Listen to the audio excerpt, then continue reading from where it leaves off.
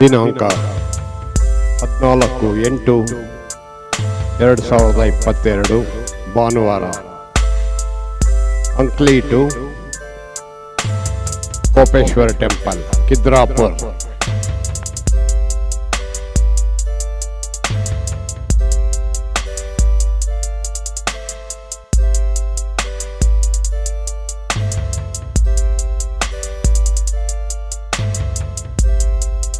ಕಿದ್ರಾಪುರ Kopeshwar temple ಬಂದು ಕರ್ನಾಟಕ ಹಾಗೂ ಮಹಾರಾಷ್ಟ್ರ ಗಡಿ ಭಾಗದಲ್ಲಿದೆ.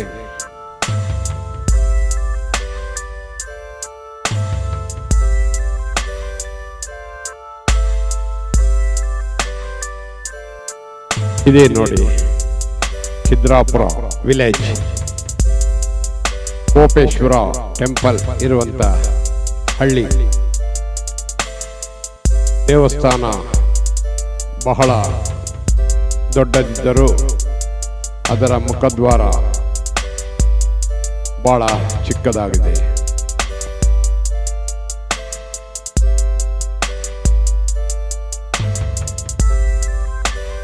ಈ ದಿನ ಭಾನುವಾರ.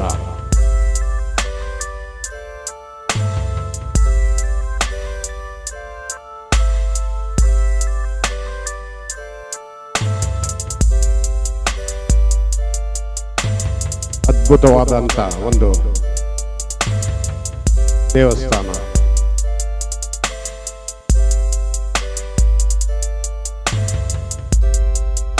ಈ ದೇವಸ್ಥಾನವು ಕೃಷ್ಣಾ ನದಿಯ ತೀರದಲ್ಲಿದೆ.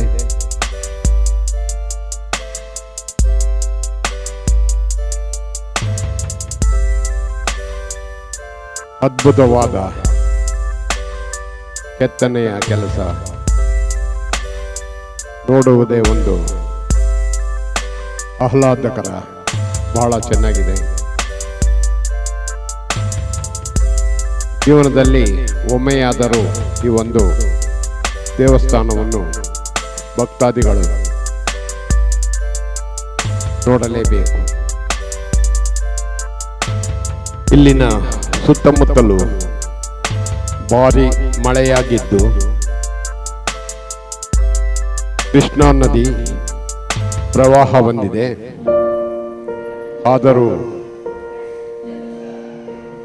ಭಾನುವಾರ ಆದ್ದರಿಂದ ಬಹಳ ಜನ ಭಕ್ತಾದಿಗಳು ತಮ್ಮ ತಮ್ಮ ಸ್ವಂತ ವಾಹನಗಳಲ್ಲಿ ಇಲ್ಲಿಗೆ ಬಂದಿದ್ದಾರೆ. ಇಲ್ಲಿಗೆ ಸಮೀಪದ ರೈಲ್ವೆ ಸ್ಟೇಷನ್ ಬಂದು ಮೀರಜ್ ಇಂದ ಕಿದ್ರಾಪುರ ಟೆಂಪಲ್ ಸುಮಾರು 36 ಕಿಲೋಮೀಟರ್ಗಳಾಗುತ್ತೆ. ಬಸ್ಸಿನ ಸೌಕರ್ಯ ಬಹಳ ಕಮ್ಮಿ, ಆದ್ದರಿಂದ ಮೀರಜ್ಜಿಂದ ಬಾಡಿಗೆ ವಾಹನವನ್ನು ಮಾಡಿಕೊಂಡು ಬರುವುದು ಒಳ್ಳೆಯದು. ಈ ಒಂದು ಅದ್ಭುತವಾದ ದೇವಸ್ಥಾನದ ಗರ್ಭಗೃಹದಲ್ಲಿ ಕೋಪೇಶ್ವರನಾಗಿ ಶಿವ ಹಾಗೂ ವಿಷ್ಣು ಮೂರ್ತಿಗಳಿವೆ. ಇದೊಂದು ಅಪರೂಪವಾದಂಥ ವಿಷಯ. ನಮಗೆ ಎಲ್ಲಿಯೂ ಕೂಡ ಈ ರೀತಿಯ ಒಂದು ದೇವಸ್ಥಾನ ಸಿಗುವುದು ಅಪರೂಪ. ಬೆಂಗಳೂರಿನಿಂದ ಬರುವ ಭಕ್ತಾದಿಗಳು ಅಲ್ಲಿಂದ ನೇರವಾಗಿ ರೈಲಿನಲ್ಲಿ ಬಂದು ಮೀರಜ್ಗೆ ಬಂದು ಅಲ್ಲಿಂದ 36 ಕಿಲೋಮೀಟರ್ ದೂರದಲ್ಲಿರುವ ಈ ಒಂದು ಕೋಪೇಶ್ವರ ಟೆಂಪಲ್ನ ಸಂದರ್ಶಿಸಬಹುದು. ಈ ದೇವಸ್ಥಾನವನ್ನು 4 ಭಾಗವಾಗಿ ಕಟ್ಟಿದ್ದಾರೆ. ಸ್ವರ್ಗ ಮಂಟಪ, ಸಭಾಮಂಟಪ, ಅಂತರಾಳ ಹಾಗೂ ಗರ್ಭಗೃಹ. ನಾವೀಗ ನೋಡುತ್ತಿರುವುದು ಸ್ವರ್ಗ ಮಂಟಪ. ಸ್ವರ್ಗ ಮಂಟಪದ ಈ ಒಂದು ಮೇಲ್ಭಾಗದ ವೃತ್ತಾಕಾರದಿಂದ ಆಕಾಶ, ಚಂದ್ರ ಹಾಗೂ ಮೋಡವನ್ನು ವೀಕ್ಷಿಸುವುದು ಒಂದು ರೋಮಾಂಚನಕಾರಿ ವಿಷಯ.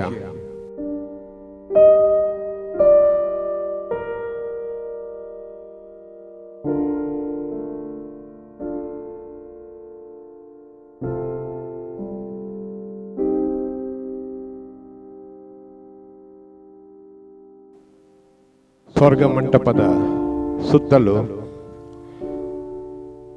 ದೇವಾನುದೇವತೆಗಳ ವಿಗ್ರಹ, ಅವರ ವಾಹನ ಹಾಗೂ ಅವರ ಪತ್ನಿಯರ ಒಂದು ವಿಗ್ರಹಗಳನ್ನು ಜೋಡಿಸಿದ್ದಾರೆ. ಬಹಳ ಸುಂದರವಾಗಿದೆ. ಇದನ್ನು ನೋಡುವುದೇ ಒಂದು ರೋಮಾಂಚನಕಾರಿ.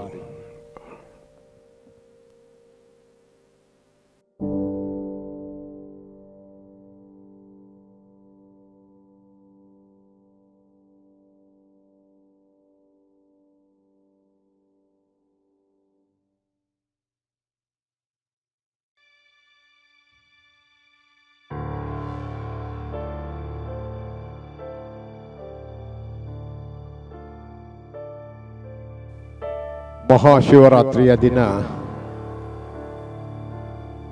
ಈ ಒಂದು ಸ್ವರ್ಗ ಮಂಟಪದಿಂದ ಆಕಾಶವನ್ನು ವೀಕ್ಷಣೆ ಮಾಡುವುದಕ್ಕೆ ರಾತ್ರಿ ಸಮಯದಲ್ಲಿ ಬಹಳ ಭಕ್ತಾದಿಗಳು ಬರುತ್ತಾರೆ.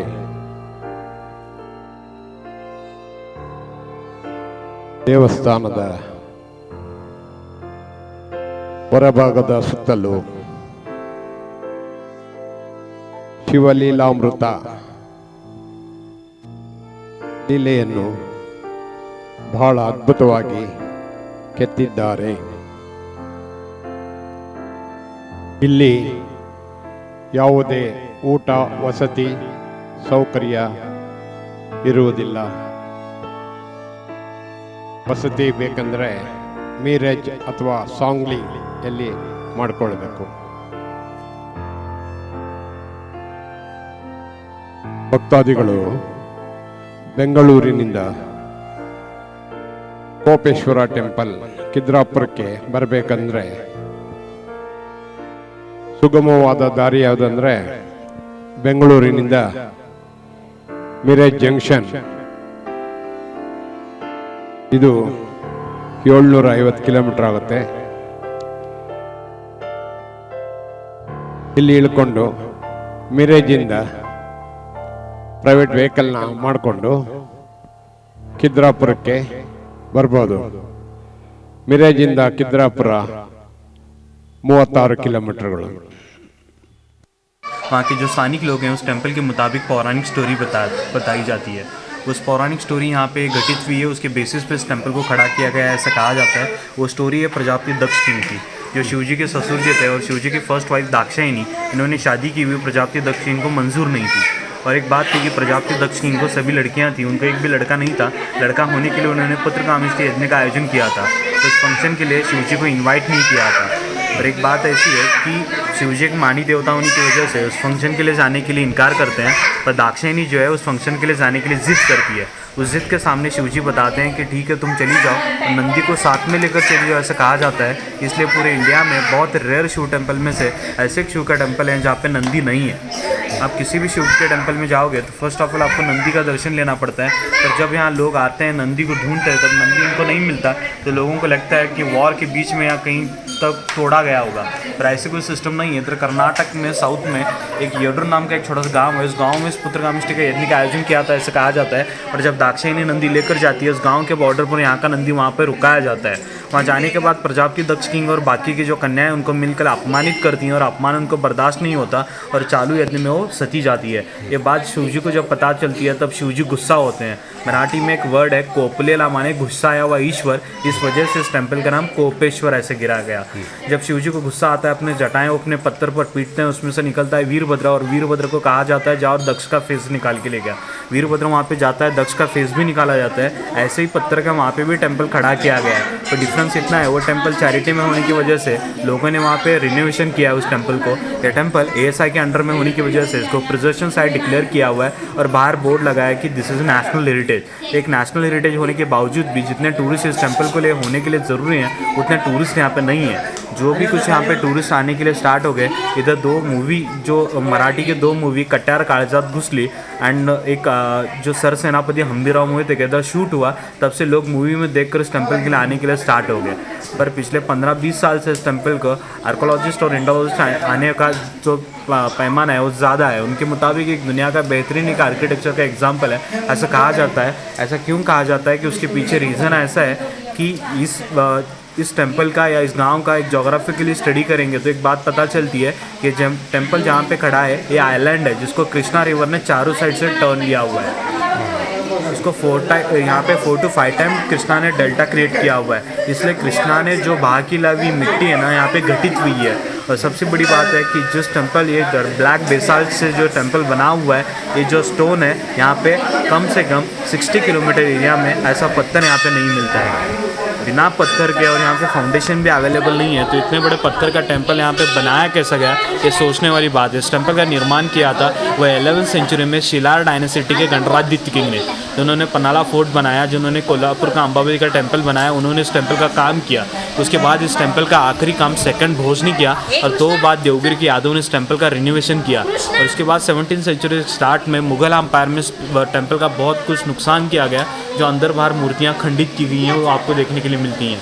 बस सबसे बड़ी बात है कि यहाँ पे स्टोन अवेलेबल नहीं है, तो इतने बड़े पत्थर यहाँ से लाए कैसे गए और टेंपल को बनाया कैसे गया ये सोचने वाली बात है। ये जो पत्थर इधर कोल्हापुर में रिवर है पंचगंगा, और पंचगंगा का एक सब रिवर है भोगावती, जो अभी राधानगिरी डैम पे वहाँ पे उसका उगम स्थान है। उस एरिया में एक ब्लैक बेसाल्ट स्टोन लकड़ियों का ढांचा बनाकर बाय रिवर ये नदी से ये पत्थर बहा के फ्लो कर भोगावती टू पंचगंगा टू इधर कृष्णा और पंचगंगा का संगम हुआ है दत्त के वाड़ी में, वहाँ से पत्थर यहाँ तक बहा के लाया हुआ है और उस पर कार्व कर इस टेंपल को इंटरलॉक सिस्टम से ज्वाइन किया हुआ है। Interlock system means that male female system. इस टेंपल को कहीं पे भी थर्ड सप्लीमेंट यूज़ नहीं किया हुआ है, जो एक दूसरे में मेल फीमेल इंटरलॉक से इस टेंपल को खड़ा किया गया है। जो पूरा टेंपल ऐसे 126 पिलर्स पे खड़ा है और बाहर के साइड से 92 एलिफेंट के पीठ पे इस टेंपल को खड़ा किया गया है। अभी जब भी इस टेंपल के माहिर लोग इस टेंपल को भेंट देते हैं तब उन बोलते हैं कि इस टेंपल को एक ही नज़र में देखकर बोलते हैं कि एक टेंपल को अभी वेस्टर्न घाटी का खजुराहो के बतौर पहचानते हैं वो लोग। ये बेहतरीन काम यहाँ पे जाली का काम किया हुआ है जो आपको क्लियरली नज़र आता है। यहाँ का जो अंदर का जो गर्भगृह है वो दुनिया का सबसे बेहतरीन गर्भगृह है, क्योंकि वहाँ पे एक ही गर्भगृह में आपको 2 लिंग देखने के लिए मिलते हैं, वो जो किसी भी शिव के टेंपल में रेयरली है। जो यहाँ पे ऐसा कहा जाता है जो गुस्सा आया हुआ ईश्वर है उनके सामने उनको शांत करने के लिए वहाँ पे विष्णु जी विराजमान है। ये जो टेंपल है वो शैव और वैष्णव ऐसा मिलन हुआ टेंपल है जो नेचुरली इंडिया में कहीं पर भी नहीं होता है। और इस टेंपल का स्टडी करने के लिए लोग इस टेंपल को 4 डिवीजन में डिवाइड करते हैं। जो बाहर का है वो नगार खाना है जो बाद में बनाया हुआ है, और दुनिया का सबसे बेहतरीन जो है वो है स्वर्ग मंडप, मुख्य मंडप। आप दुनिया में कितने भी टेंपल देखेंगे तो ऊपर के साइड में जो ओपन है वो इंडिया में 2-3 जगह ही आपको ये देखने के लिए मिलता है। जो ऊपर का ओपन स्पेस है उसका एग्जैक्ट डायमीटर सर 13 फीट है, और जो नीचे जो 1 पीस स्टोन है ना उसका भी डायमीटर लगभग उतना ही है। तो यहाँ पे आने वाले लोगों का ऐसा लगता है कि इतना बड़ा जो पत्थर है वो बनाना, जो टेंपल बनाया है वो इंसान के बस की बात नहीं है। तो ये जो काम है वो राक्षसों ने किया हुआ है, एक रात में किया हुआ है। और ये जो पत्थर है ऊपर रखना था, सुबह हो गई, मुर्गे ने भांग दे दी और ये पत्थर रखना भूल गए। ऐसी एक फोकल स्टोरी है, दंत कथा है। एक दिन और एक रात में छोटा घर नहीं बनता, इतना बड़ा टेंपल बनाने के लिए एक 78 ईयर्स का टाइम लगा हुआ है। इसलिए ओपन है कि यहाँ पे पूनम के चांद के रात की में यहाँ पे नृत्य वगैरह सादर करने के लिए ये ओपन रखा हुआ है। आज खिद्रापुर आप गूगल पे सर्च करोगे तो फर्स्ट ऑफ ऑल आपको दिखता है पूनम का चांद दिखता है। इस टेंपल में कहीं पे भी नहीं दिखता। आप अपने कैमरे का फ्रंट कैमरा ओपन करके रखोगे तो ऊपर का इतना अच्छा शार्प राउंड आएगा कि पूनम के चांद को भी शर्मा जाए, इतना अच्छा फोटो आता है। जो आने वाले लोग वहाँ पे वैसी चीज़ फोटोज़ लेते हैं जो आपको नज़र आता है। और इसके ये जो हेवन मंडप है 48 पिलर पे खड़ा है, और इसके ऊपर के साइड में अष्ट दिक्पाल है जो 8 साइड्स के क्रिएशंस गॉड यहाँ पे बने हुए हैं जो आपको यहाँ पे क्लियरली नज़र आते हैं। तो यहाँ पे यम देवता बने हुए हैं जो आपको क्लियरली नज़र आएंगे। यहाँ पे पिकॉक पे कार्तिक स्वामी है, यहाँ पे पिशाच पे नैऋत्य है, यहाँ पे क्रोकोडाइल पे वरुण देवता है, हिरण पे वायु है, हॉर्स पे कुबेर है, यहाँ पे ईगल पे विष्णु जी हैं और यहाँ पे नंदी पे शिव हैं। यहाँ के ब्लॉक्स गिर गए हैं और इधर आग्नेय का जो रैम है उस पर अग्नि देवता है। पर ये अष्टदिक्पाल इंडिया में बहुत जगह देखने के लिए मिलते हैं, बट ये भी बहुत रेयरली देखने के लिए मिलने वाले अष्टदिक्पाल है, क्योंकि दे आर डबल सीटर। उनके व्हीकल और उनके बैक सीट में उनके वाइफ्स उनको पकड़ के बैठी हुई हैं, जो क्लियरली नज़र आता है, जो बहुत कम जगह है। ये सभी डबल सीटर होने के बावजूद भी यहाँ पे Kartik Swami only single seats है, जो आपको क्लियरली नज़र आता है।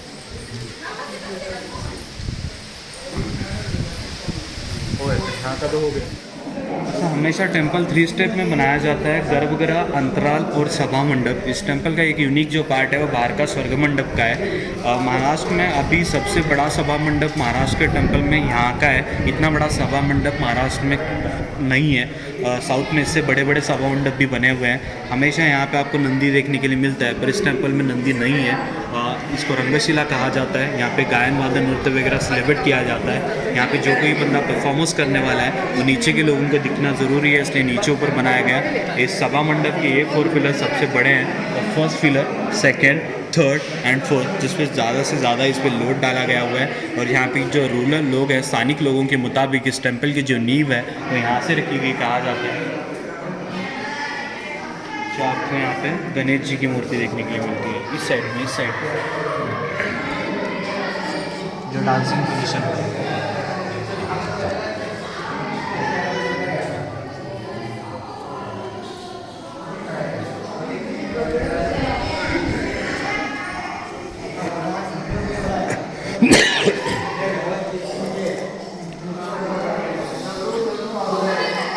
अंतराल है, गुड़ कक्ष है, जो टोटल 6 पिलर पे खड़ा है। और अंदर के गर्भगृह की जो शुरुआत है वो गजंत लक्ष्मी से की गई है, जो 2 हाथियों के बीच में लक्ष्मी जी को स्थान दिया हुआ है। अंदर का टोटल गर्भगृह 12 खंभे पे खड़ा है। और यहाँ से भी देखेंगे तो आपको शिव जी का दर्शन नहीं होता, इसलिए अंदर जाके ऐसे घूम के यहाँ पे दर्शन लेना पड़ता है। यहाँ पे बहुत सारी बेस्ट कार्विंग की गई है, इतनी बेहतरीन कार्व है कि नेल आर्ट भी यहाँ पे पत्थर पे दिखाया गया है, जो आपको नजर आता है। आपके रियल नेल्स को जितना अच्छा टच या फील नहीं आएगा, उतना अच्छा यहाँ पे पत्थर के नेल्स को आता है, जो क्लियरली नज़र आता है। और दूसरी बात ऐसी कि इनके हाथ में कच्चा आम है और थंब रिंग 11वीं सेंचुरी से यहाँ पे बनी हुई है, जो क्लियरली आपको नज़र आती है। यहाँ पे देखेंगे तो यहाँ पे 2 द्वारपाल बने हुए हैं, जो शेर द्वारपाल है। और सेम लाइक ऐसी ही मूर्ति वहाँ पे होती है, जो वक्त के हिसाब से गिर गई, जिसको बाहर रखा हुआ है। और इस मूर्ति की खासियत ऐसी है कि 1 पीस में बनी हुई है, और इसका जो मुकुट है ना ऊपर का किरीट, वो स्कल से बना हुआ है, जो आपको क्लियरली ऊपर के साइड में देखने के लिए मिलते हैं। और इनके गले में एक स्नेक है, वो भी क्लियरली आपको नज़र आता है। इनके बाजूबंद में एक रुद्राक्ष बना हुआ है, वो भी क्लियरली फील होता है। यहाँ पे एक स्नेक बना हुआ है, जो आप टॉर्च गिरा के हिलाओगे तो एक वक्त के लिए जिंदा लगने लगेगा। इतना बेहतरीन इसका विलेज भी बना हुआ है, जो क्लियरली आपको नज़र आता है। ये रफली इसकी नाच भी फील होगा। ये इसकी बस टेल है जो आपको नज़र आएगी। इधर ये बड़ा हुआ था और ऐसे निकला हुआ था, जो वॉर में तोड़ा गया हुआ है। यहाँ पे कार्विंग करने के कुछ स्टेप भी बने हुए हैं, जो नज़र आता है। जैसे फर्स्ट स्टेप ऑफ कार्विंग, यहाँ जो आउटलाइन ड्राफ्ट बनाया हुआ है, ये सेकंड स्टेप है। और लास्ट स्टेप इतनी बेहतरीन है कि टॉर्च का लाइट इधर से इधर आएगा, जो क्लियरली इतना बेहतरीन काम पत्थर पे किया गया है। जो ऐसे स्टेप वाइज काम किया होगा तो कितना वक्त लगा होगा, ये सोचने वाली बात है यहाँ की।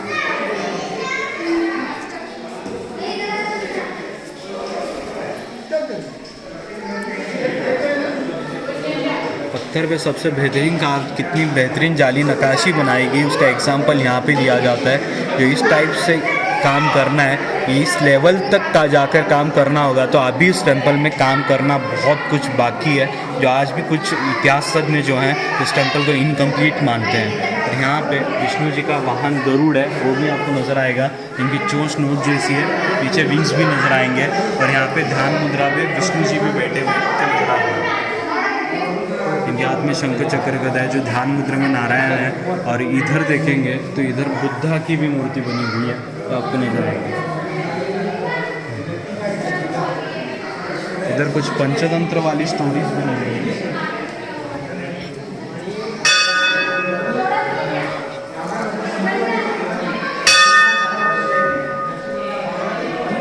यहाँ पे एक पंचतंत्र वाली स्टोरी बनी हुई है, जो यहाँ पे क्रोकोडाइल है, क्रोकोडाइल के पीठ पे मंकी बैठा हुआ है और ये जामुन का पेड़ है। स्टोरी याद होगी आपको, जो हार्ट मांगने वाली स्टोरी है, जो एक रिवर के किनारे जामुन का पेड़ होता है, जामुन के पेड़ पे मंकी रहता है और जो मंकी है वो कुछ जामुन के फ्रूट्स तोड़ के और जो रिवर में क्रोकोडाइल होती है उसको खिलाता है। क्रोकोडाइल थोड़ी खुद खाता है और थोड़े अपने वाइफ को लेकर जाता है। जब वाइफ खाती है तब वाइफ, मॉरल ऑफ स्टोरी, कभी भी दोस्त पे भरोसा नहीं रखना चाहिए। तब से यहाँ पे टेंपल में बनाया गया।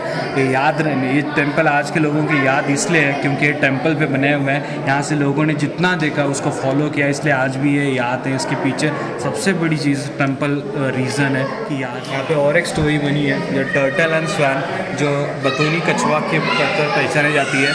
एक तालाब होता है, वो सूख जाता है, जो उसमें से जो बर्ड्स होते हैं, बगुले होते हैं, वो उड़ के चले जाते हैं। जो कछुआ होता है उसको विंग्स नहीं होते तो उड़ नहीं सकता है। तो कछुआ बोलता है यार मुझे भी लेके चलो दूसरी जगह। तो बर्ड्स, बगुले बोलते हैं ठीक है हम तुम्हें लेकर जाते हैं, पर कंडीशन ऐसी है कि कुछ भी हो जाए तुम्हें बोलना नहीं है। तो उसके मुंह में स्टिक दी जाती है, उसको उड़कर ले जा रहे होते हैं। पर एक बात ऐसी है कि ऊपर जाने के बाद जो कछुए की जो जात होती है बोलने की होती है, वो कुछ बोलता है, मुंह खुलता है, नीचे गिरता है और एनिमल है इसको खाता है। मॉरल ऑफ स्टोरी, जो इंडियन लोगों को 1000 ईयर पहले से बताया गया है कि ज़्यादा बोलना नहीं चाहिए आदमी। और इस टेम्पल की सबसे बेहतरीन जो कार्व है वो यहाँ पे किया हुआ है, तो आपको देखने को मिलेगा। यहाँ पे कीर्तिमुख पे 2 वैल भी बने हुए हैं और कीर्तिमुख है उस पर कुछ स्टोरीज बने हुए हैं जो नज़र आती हैं। यहाँ पे पैरेट है जो आम खा रहा है और यहाँ पे डक है वो भी आम खाते हुए दिखाई देता है और यहाँ पे मंकी है वो भी आम खा रहा है।